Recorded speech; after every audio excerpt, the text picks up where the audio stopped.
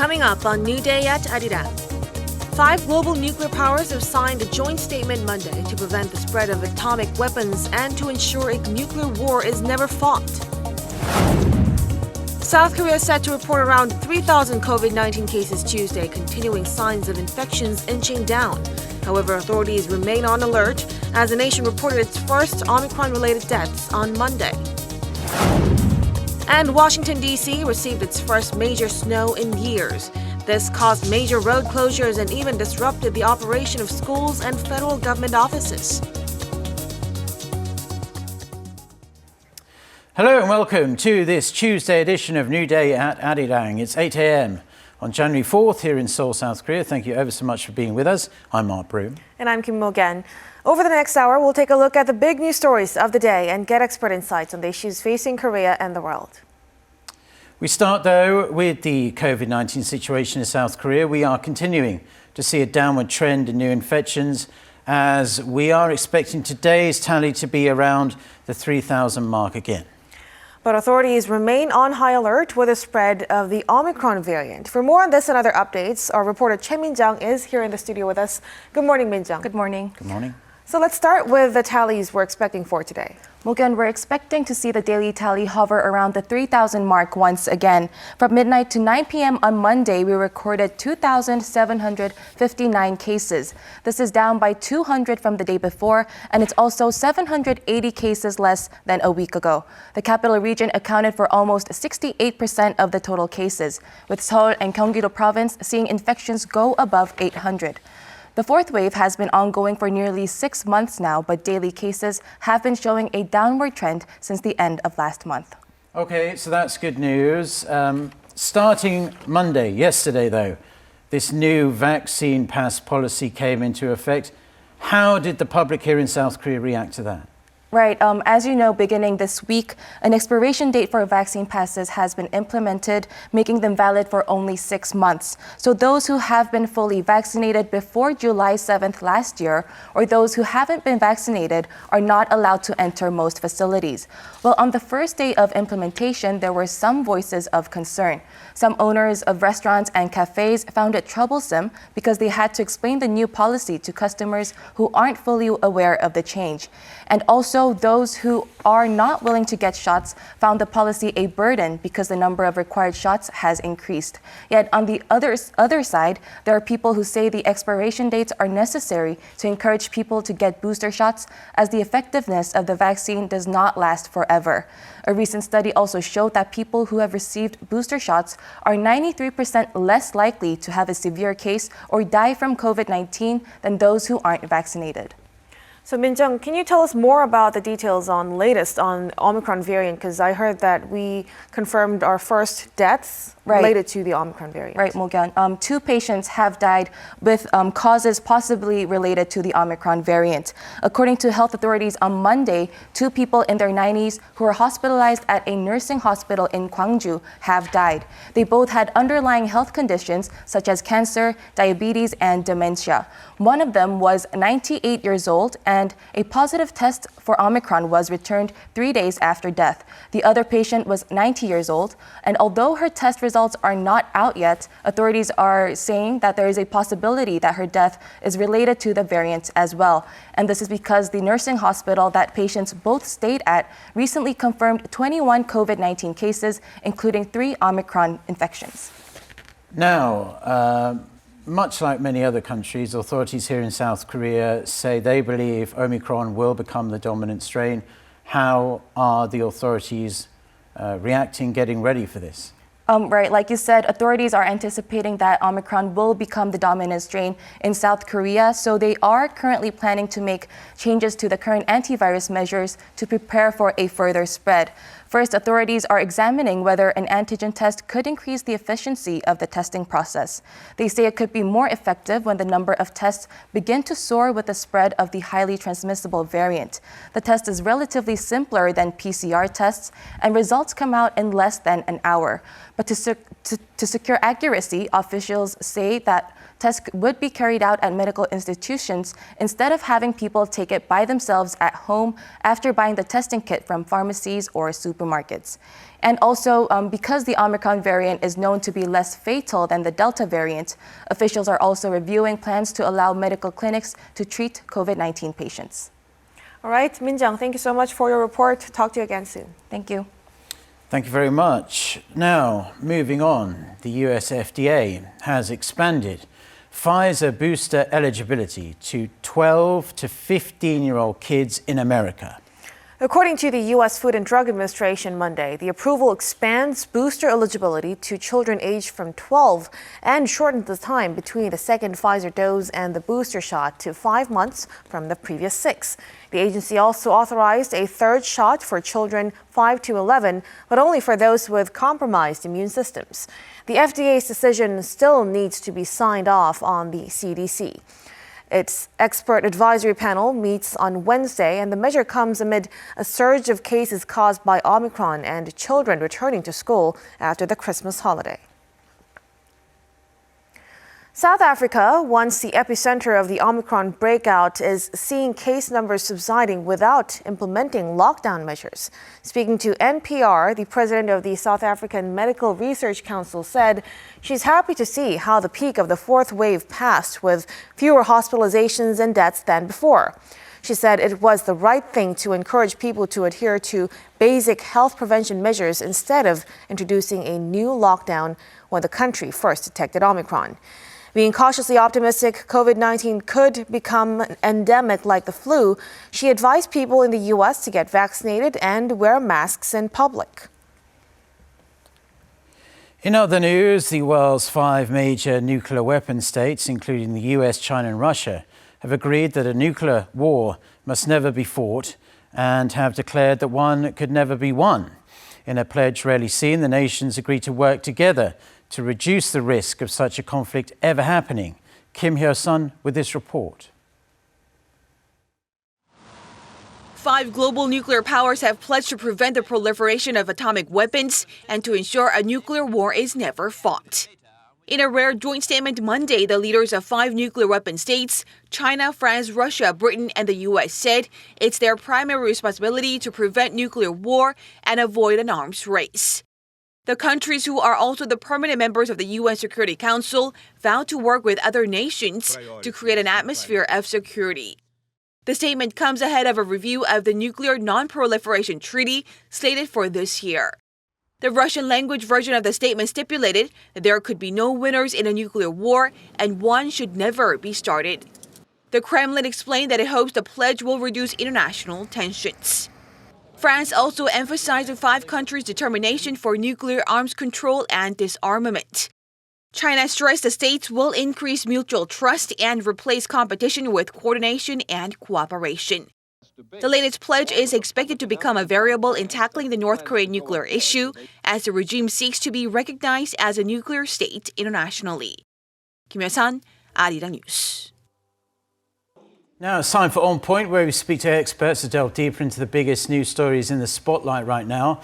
In his final New Year's address as South Korea's leader on Monday, President Moon Jae-in told the country that, despite his administration's best efforts, Seoul has a way to go to get inter-Korean relations back on track. North of the border, North Korean leader Kim Jong-un last week barely mentioned South Korea or the United States in his year-end speech, instead turning inward to focus on internal issues. Chinese President Xi Jinping used his address to pledge his determination to fix the country's economic issues, but outside of making a number of references to Hong Kong and Taiwan, his focus seemed more on domestic issues. US President Joe Biden had something to say as well.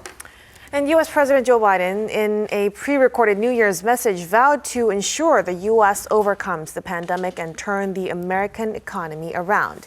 For a breakdown of these respective messages, we are joined by Professor Ramon Pacheco-Pardo from the International Relations at King's College London. Good morning, Professor. Hello, good morning.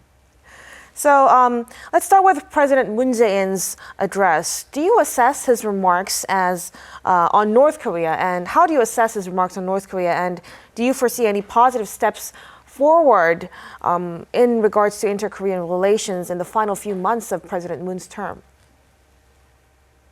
Well, I think it has been his long-term policy since he took office. He said he wanted to create the foundations for inter-Korean relations to move ahead on a sustainable basis. Clearly, it hasn't happened. And I think it is unlikely that there will be much change over the next 2 or 3 months, primarily because North Korea is clearly focusing on domestic issues.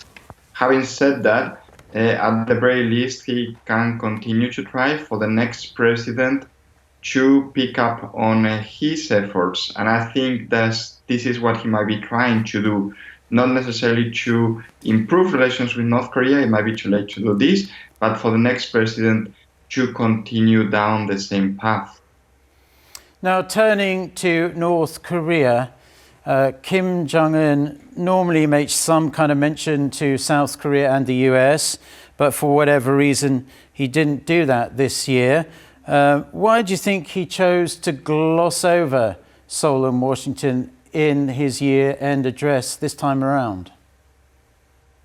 It seems to me that with the COVID-19 pandemic and the poor economic situation in North Korea, there has been this shift in North Korean policy towards focusing on domestic issues until the worst of the pandemic is over. It seems that we're turning a corner at the global level, but North Korea hasn't even started the vaccination campaign. So I think that until North Korea decides to move ahead with reopening its border, when Kim Jong-un feels that the situation might be better, it seems that he's going to be focusing on domestic issues and simply not doing much with regards to South Korea or the US, because there are no provocations.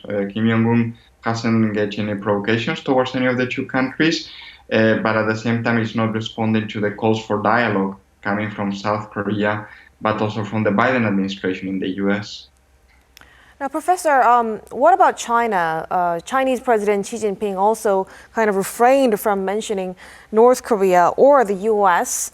Do you think North Korea slipped down his list of priorities? What's your idea on this?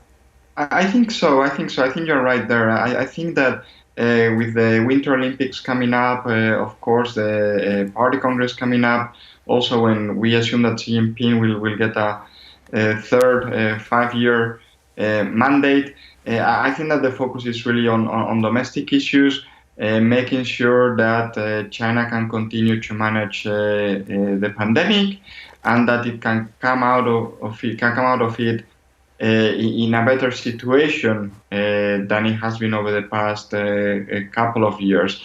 And I think especially with the Olympics coming up next month already, I think China is really going to focus on making sure that the pandemic is under control by the time all these sports people from other countries start arriving in Beijing for this big event.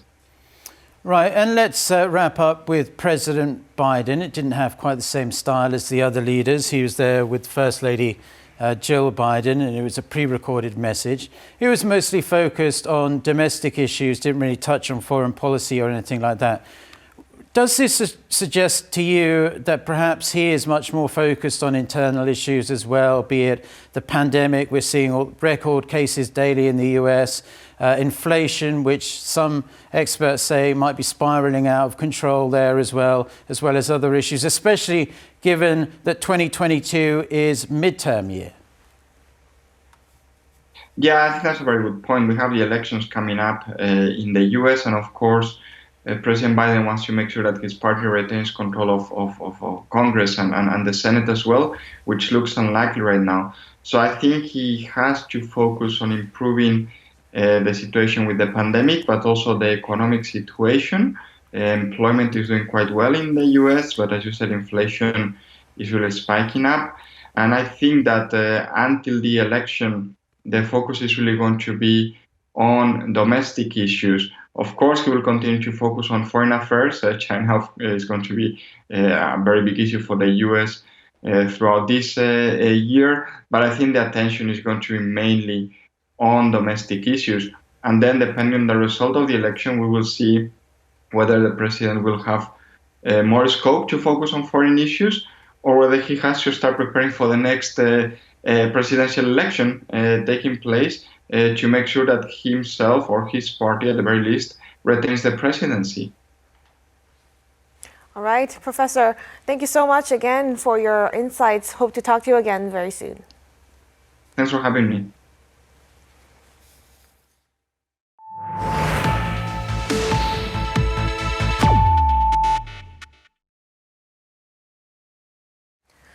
South Korea will be electing a new president in about 2 months. On Monday, the first trading day of the year, the two top contenders were at the Korea Exchange for the ringing of the bell.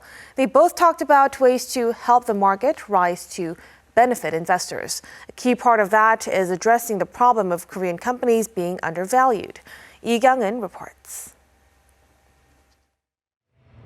Presidential candidates from the Democratic Party and the People Power Party laid out their visions for the capital market. On the first day, the 2022 stock market opened. The ruling DP's Lee Jae-myung repeated his Kospi 5,000 promise, saying he hopes to raise the benchmark Kospi index to increase national wealth and opportunities for individual investors. We have already reached the 3,000 era, but we hope that the grand journey of going beyond 4,000 and 5,000 becomes reality. The former Gyeonggi provincial governor pointed to the Korea discount, referring to undervalued stocks of Korean companies as the key problem facing the market, and proposed enhancing transparency and fairness. It is very important to raise the level of trust and transparency by taking stern legal action against unfair practices like price manipulation. He said, however, the most important goal would be to increase the economic pie in general, suggesting cutting business regulations to help new industries grow. Meanwhile, the main opposition PPP's Yoon Suk-yeol proposed a strong capital market unaffected by external factors like other countries' monetary policies. We must make a capital market and foreign exchange market that's not affected by shocks resulting from contractions in global liquidity. Like Lee, the former prosecutor general also pointed to the Korea discount as a key problem. But he proposed efforts on a more macro level, enhancing national prestige in diplomacy, security, and finance. Yoon also suggested making transactions more convenient for foreign investors while echoing Yee's stance on the need for market fairness. We need to retrieve all profits earned through illegal practices and deal with this issue with the determination that those who do so be suspended from the stock market and even the financial market. The remarks are seen as part of the candidates' efforts to reach some 10 million individual investors out there, many of whom are in their 20s and 30s, who are considered as the key swing voters in the March 9th presidential election. Young-in, Arirang News. A number of South Korea's biggest conglomerates, including Samsung and LG, have laid out their business plans for the new year. Common phrases in their respective reports included customer experience, decarbonization, and corporate culture. Han Sung-woo reports. CX, short for customer experience. It's what Samsung and LG Electronics, two of the country's biggest firms, have placed on top of their list of New Year's resolutions. In his New Year's address, LG chairman Gu Kwang-mo said today's consumers want more than simply quality products, and that LG's mission heading into the future is offering, quote, valuable customer experience. The same mentality was found in the retail industry, where, mentioning new consumer trends led by the so-called MZ generation, head of Hyundai department store Chung Ji-sun called for a keen eye in discovering new values fitting the changing demands of consumers. Other major conglomerates are emphasizing carbon neutrality or decarbonization, and in general a more eco-friendly green approach to business. Chairman of SK Group, Choi Tae-won, vowed his companies would do all it can to reduce its carbon emissions by 200 million tons by 2030. Along the same lines, Hyundai Motor Group chief Chung Ui-sun promised his business will strive to become a top-tier eco-friendly brand by utilizing electric vehicles and hydrogen-powered cars effectively, while systematically executing its roadmap of going carbon neutral. Last but not least, Korean firms are also seeing 2022 as an opportunity to revolutionize corporate culture and adapt to a changing world characterized by digitalization and macroeconomic uncertainty brought on by the COVID-19 pandemic. Many are leaning towards creating a lateral working environment more open to new endeavors and more embracing of failures. 한성우, Arirang News. Indonesia's plan to stop all coal exports this month had been a cause of concern for South Korea, one of the country's main buyers. However, the government says it believes Jakarta's move will only have a limited impact on Korea. Bae-Eun-ji with this report. South Korea said that Indonesia's recent decision to ban coal exports will have a limited impact on the country. The Trade Ministry held an emergency task force meeting on Monday and said the latest move will delay part of a coal shipment coming in from Indonesia, but it will not have a serious impact as more than half the planned amount for this month has already been either loaded onto ships or is already on its way to Korea. It also said that the country has enough coal in its inventory as well as imports from elsewhere. In 2021, Indonesia supplied around 20% of South Korea's coal imports. Almost half of the country's coal imports were from Australia, while Russia and the US each took up about 10% of the imports each. But despite the limited impact, the ministry added that it will closely monitor the situation. We do think that thorough measures are needed, as this measure from Indonesia has been announced in January, when there is high demand for energy. Last Friday, Indonesia said it would ban coal exports for the month of January. This was due to concerns over low supplies for domestic power plants. Indonesia is the world's biggest exporter of thermal coal. It exported around 400 million tons in 2020. Analysts forecast that the month-long ban on coal exports is likely to raise global coal prices in the coming weeks. Back in October 2019, global nickel prices spiked after Indonesia, which accounts for a quarter of the global nickel supply, halted exports. Bae-Eun-ji, Arirang News.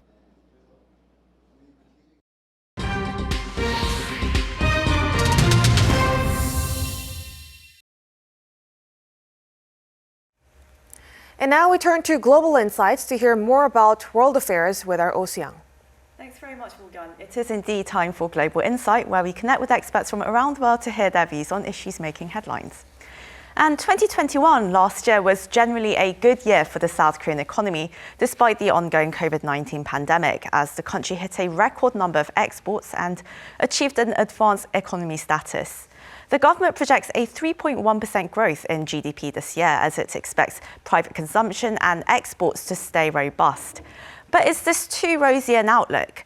The spread of the Omicron variant, supply chain disruptions all across the world, and the soaring household debt in South Korea right now are major risks for the country's economic growth this year. We connect with an expert today to hear his projection for the South Korean economy this year. I'm pleased to say I'm joined by Dr. Chio Jimmy Oh, who is an Associate Professor of Finance at Hanyang University. Thank you very much for coming on the programme, Professor. Pleasure to be on the programme. It's lovely to see you again. And my first question to you, Dr. Oh, is, the South Korean government's economic growth forecast for this year, for 2022, which was actually, it was revised last month from 3.0 to 3.1%, because the government projects that private consumption and exports are going to continue to stay robust. What's your projection? Right. So the OECD and government consensus estimate for 2021 is roughly around 4%, which means that for 2022, the 3.1% would be down on the previous year. But last year, it was mainly due to exports and private investment, and also the fact that the base was really low. We had a COVID outbreak affecting the economy hugely in 2020. But still, 3.1% is a large number, and to make that up, private consumption really needs to pick up, because global consumption is likely to remain sluggish and bifurcated. It's almost correlated with vaccine rollout. So the developed countries that had good access to vaccines are growing faster than the others.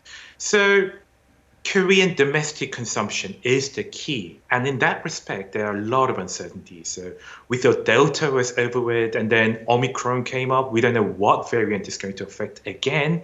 And then there's, it's the election year. So 2 elections, in fact, the presidential one and the local one. And a lot of policy changes could be thereabouts. And again, US policy, how they deal with China issue and their midterm elections.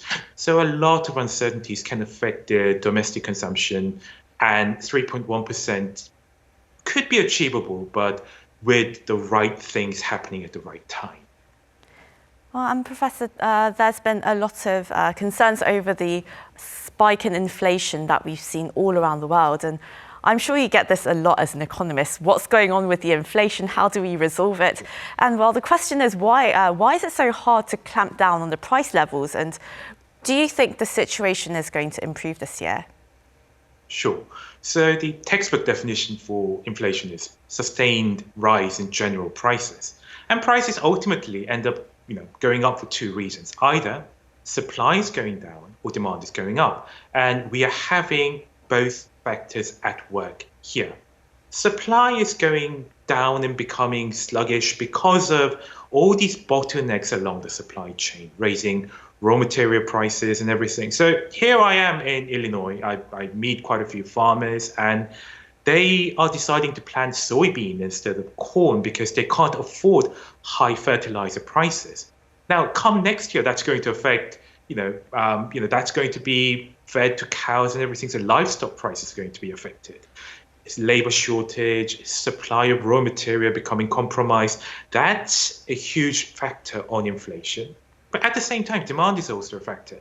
To combat all these economic downturn, government handed out a lot of cash here, there, and everywhere. US had a huge infrastructure bill, and Korea had to do a number of rounds of emergency cash handouts too.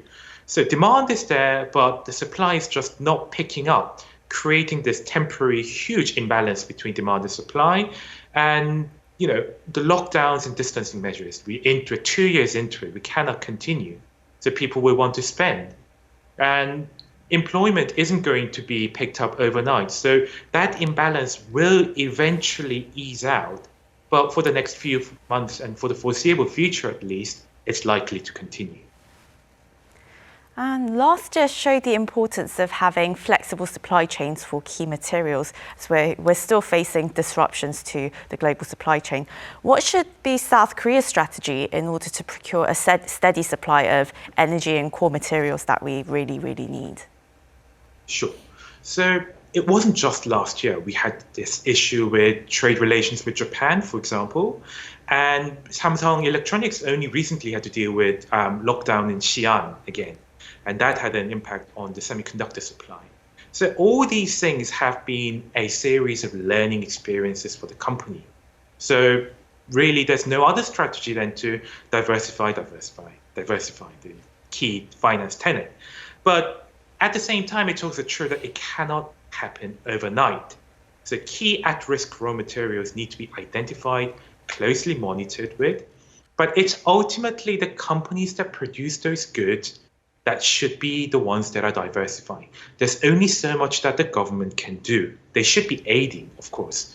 It's building the infrastructure for storage facilities for key materials, for example, natural gas in liquefied forms, or making it easier for the companies to enter into longer term contracts. But it really should be down on the company's jobs to deal with these supply chain issues, and it needs to be closely monitored with, I think. And well, despite what the government says, as it always does, that the economy is doing better than ever, there are still a lot of concerns about South Korea's fiscal soundness, as levels of both household and national debt, they're soaring to levels that we've never really seen before, extremely high. And well, what risks do we face, and what measures do you hope to see to mitigate this situation? Right, so in terms of levels, I think it's important to distinguish between the level and change. So level-wise, we're still below the OECD average. It's around 50% or so. But the problem is with the pace at which the debt is increasing. Debt to GDP ratios the compounded annual growth rate for the past 4 years have been close to about 12% per year, and that's a really fast pace. And OECD and IMF are both projecting that over the next 5 to 10 years, Korea will be one of the countries that will have faster growth of fiscal debt. And that's a long-term problem because we have an even bigger problem coming up in the horizon a generation down, which is that we have a very, very rapidly aging population. So the government debt will, the burden will be significantly larger with public companies, healthcare costs, social security, and above all, pensions will be an issue of 10, 15, 20 years down the line. But that's a more longer term question. That's not an excuse to say we shouldn't be doing nothing while the COVID pandemic is going on and households should be taking all the burden for the debt. So we have to distinguish the short-term solution and the long-term solution. When the fire is out, when the fire is raging, we need to put the fire out first. But politicians and the public discourse in general have to think about making difficult choices to get debt, and not just government, but just public sector debt, into control over the next, say, 5, 10 years. And that will mean making some difficult choices down the horizon. And well, in the long run, most of us expect a lot of that burden and the financial burden, debt burden, to fall on the shoulders of the younger generation in South Korea. And amid all these concerns about the future, about their economic stability as well, many people are seeing their wages stay stagnant while the income levels of people in maybe executive positions or the profits of conglomerates, large companies, especially IT businesses in Korea, they've been soaring over the past few years. So we're seeing this growing discrepancy in income and wage levels. And of course, government subsidies or handouts, they can't be fundamental solutions to actually stabilizing reasonable wage and income levels. So what do you think should be done? You're quite right that the universal cash handouts and stuff, it can be a supplementary measure, but it can't be the fundamental answer to the question, which means that the fundamental answer to that would be to get the growth back on. Our natural rate of growth have been steadily coming down, and we need to find a new source of growth from somewhere. America managed to do that through all these platforms, the FANGs, Facebooks and Googles and Netflixes. We have to find a new source of growth down the long term, the batteries, bios, IT and everything. Well, there we need to make inroads. And we don't need to be so pessimistic about everything. I still think we have one of the best educated population in the entire world, but we need to make sure that the labor force can be adapted to meet the demands and really make those long-term growth. And that raises questions about how the government will perform its service down the line. Universal cash handouts, all these sort of simple welfare-related measures are easy to do, but ultimately it has to meet the challenges of the new era. So it has to be more targeted, more platform-based, and it has to utilize the vast source of data that it holds. That's a big question among all the developed nations regarding how to make personalized services for each household and each firm. And that tailored welfare and employment and general policies and making use of data will be a key to enhancing the private sector's long-run growth potential going back up again. Well, a lot of Koreans put their money in property, and well, of course, in recent years we've seen property price levels just soaring out of control, it seems. And the Bank of Korea says that this property bubble is the biggest risk right now to the Korean economy during a time of fiscal tightening. And the bank has also warned that the bubble might burst, leading to some severe ramifications. Well, more than 24 rounds of real estate measures by the government have failed to mitigate the situation. What are the factors that could possibly trigger a financial crisis, and what would the ramifications be on Korea's financial market and economy? So real estate is a big thing in Korea, mainly because so much of the household assets are tied to real estate. Korean net household assets, about 62% of those assets are concentrated around real estate. The comparable figure for US and Japan are closer to about 1/3 to no more than 40% at most. So it's really significant part of household asset. Now, we have one good thing and one bad thing regarding this potential crisis. One good thing is that the loan-to-value ratio is very low compared to US before the subprime crisis. The law stipulates 40%, 20% limits everywhere. So that's good. But the bad thing is a very Korean institution, 전세, which enables homeowners to build up significant leverage while holding small capital. And that ties down a lot of things.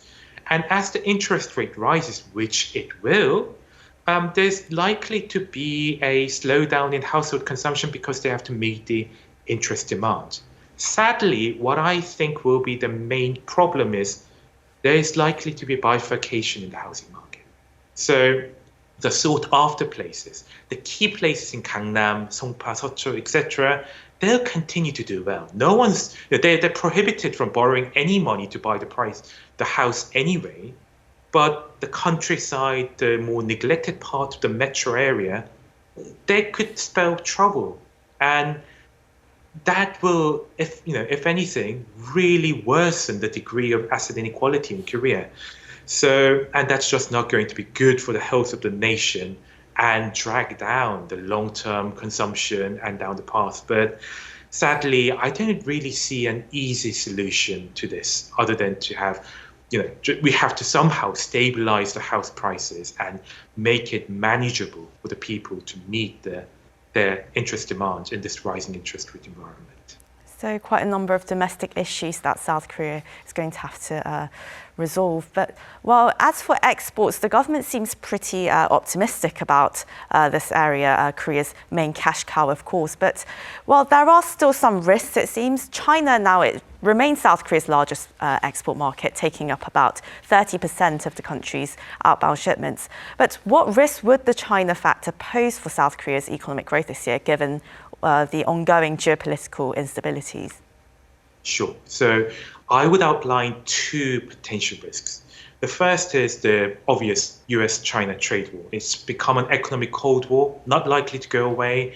And we have to we're pretty much stuck in the middle. So many difficult decisions to be made with regards to, do we join the Quad Plus? What do we do about all these security questions, North Korean questions? It's a very delicate stepping stone and a balancing act to make. But another part that's quite often ignored is the Evergrande, or Hongda, as many Koreans know, issue. So that huge Chinese construction and real estate giant, they are technically in default at the moment. Just today, Chinese government ordered demolition of many of their projects. So that's going to have quite a bit of, I don't think it's going to become a crisis at a global level, but a lot of investors, a lot of people whose real estate is tied to Evergrande, they're going to have their consumption, investment slowing down for the foreseeable future. And that's going to make certain sectors in Korea, construction related, for example, very badly affected. So it's really a task of monitoring, aiding those firms as things come along. So perhaps the Evergrande crisis isn't as contained a problem as we might have imagined. As for South Korea, it's been stressed that the country needs to diversify its export markets. And in that regard, many have pointed out the need to join the comprehensive and progressive Trans-Pacific Partnership deal. But it's still quite unclear whether South Korea is going to get the green light, given its ongoing tensions with Tokyo, which of course has a huge say in who gets to join and who doesn't. So how do you think this process is going to go? So the key issue in joining CPTPP is that it has to be universally approved. All the members have to say yes. And obviously, as you said, Japan is going to be the key factor here. How will we handle the present complicated situation with Japan? But CPTPP does account for 15% plus of the world trade, and it's going to allow us to go into free trade agreements with some of the countries that we don't have free trade agreement with, like Mexico, for example. And the thing is that CPTPP calls for a huge degree of trade integration, 96% plus of tariffs have to be removed. Huge inroads have to be made on intellectual property, etc. So that's going to create some problems in certain industry sectors within Korea. For example, agriculture. Australia, New Zealand, Canada, Latin American countries, all agricultural giants. But given our earlier discussion regarding supply chain shortages, it's really important to have a reliable, integrated set of trade networks. And in that regard, CPTPP has to be considered with its due weight. That was Chioji Mio, Associate Professor of Finance at Hanyang University. Thank you for your time today and have a lovely new year. Thank you very much.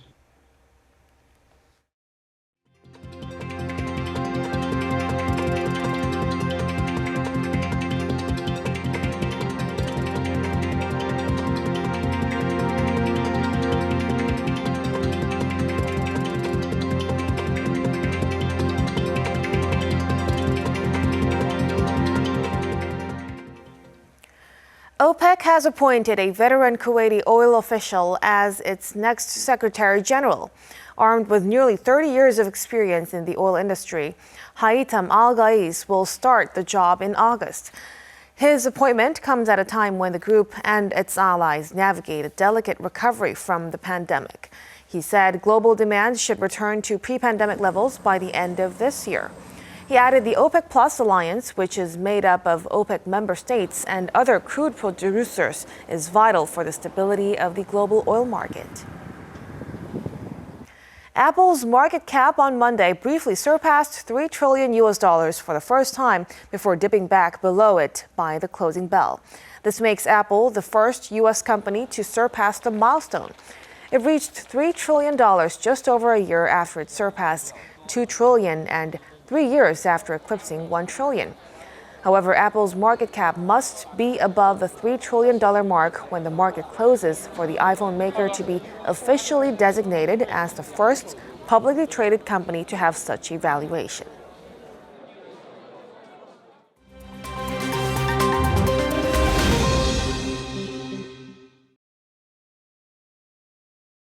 Let's take a look at what's going on in the world now.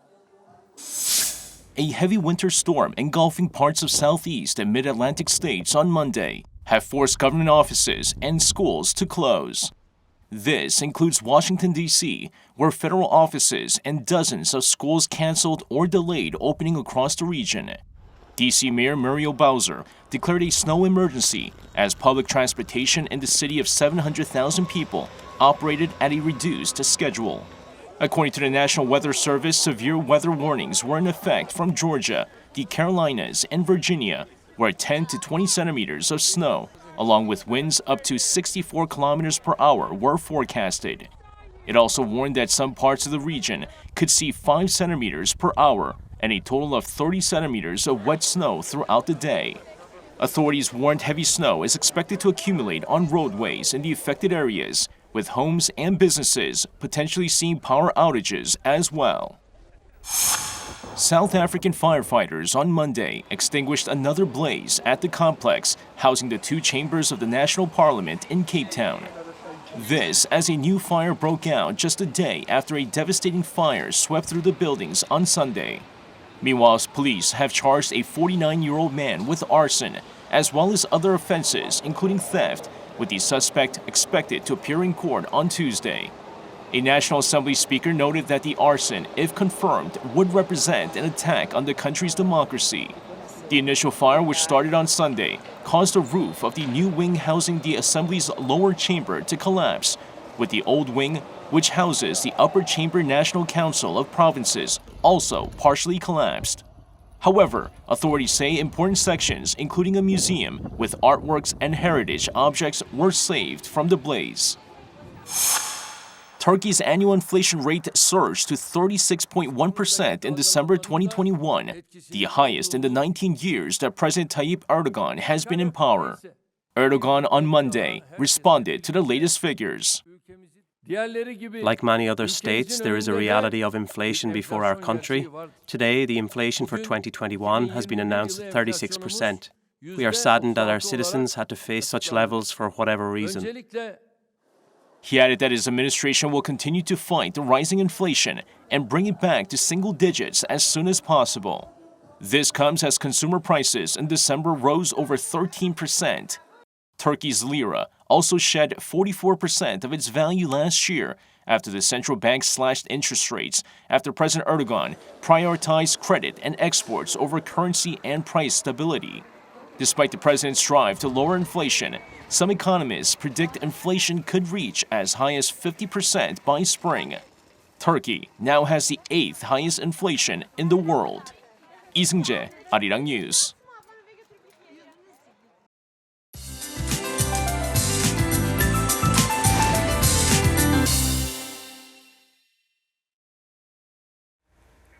Good morning. A widespread freeze to start off the day. It's colder than what the thermometer is showing. Then sunshine will allow temperatures to climb back up to above freezing, while parts of Gangwon-do and Gyeongsang-Pukto provinces are under a cold wave advisory. Dry air continues to choke most eastern regions, and the capital region is now under a dry weather advisory as well. And you know, the combination of the dry air and the winds will cause the risk of fire be elevated, so please be cautious. Morning temperatures are 2 to 10 degrees higher than the same time yesterday, but winds are making it a lot colder. Daejeon kicking off the day at -4 degrees Celsius this morning. Daytime highs will be slightly lower this afternoon though, Seoul going up to 1 degree. Busan will be topping out at 9 degrees Celsius this afternoon.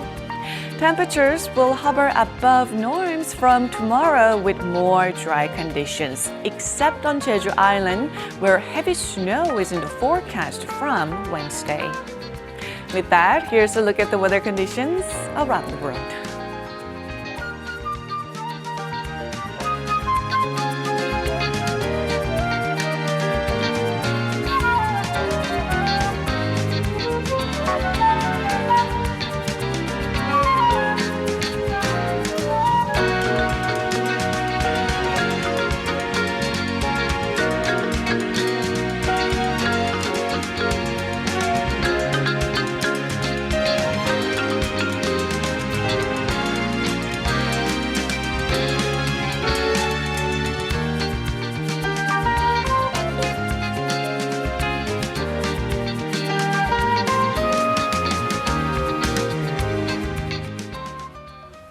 And that's all we have for now, but we'll be back at 8 a.m. Korea time on Wednesday for our next edition of New Day at Arirang. We appreciate you tuning in. I'm Kim Mo-gan. Yes, thank you for joining us. We'll be here at the same time all week, 8 a.m. Korea time, and I'll be back in around an hour for our next newscast. Until then, goodbye.